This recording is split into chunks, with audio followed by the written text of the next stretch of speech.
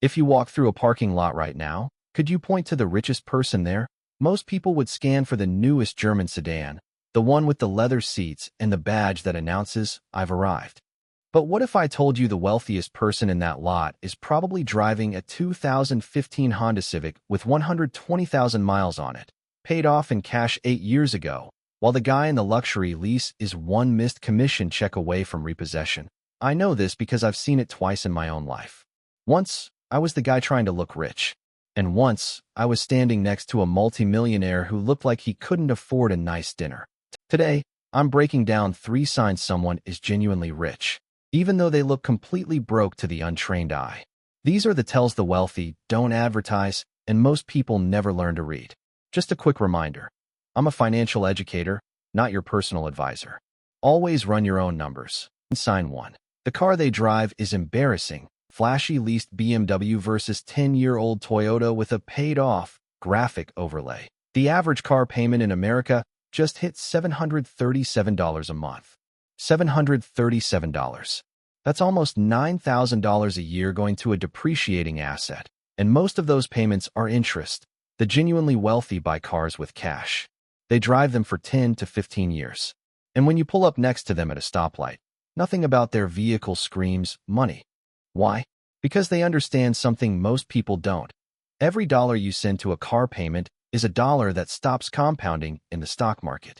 A $737 monthly car payment invested instead, at 8% average returns over 30 years, becomes, wait for it, just over $1 million. The broke-looking Honda in the parking lot?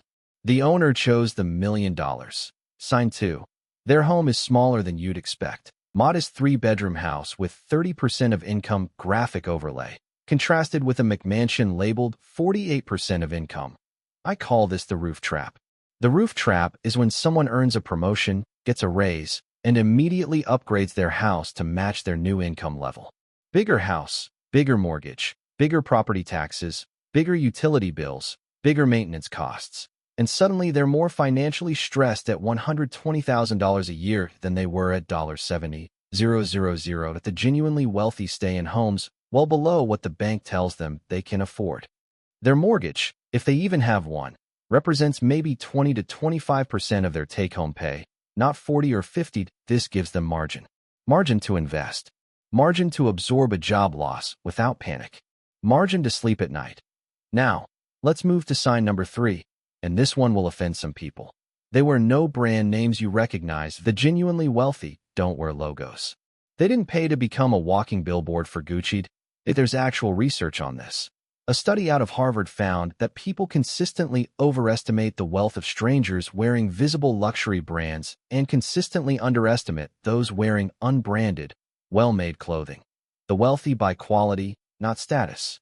Their clothes last 5 years. Their shoes get resold instead of replaced.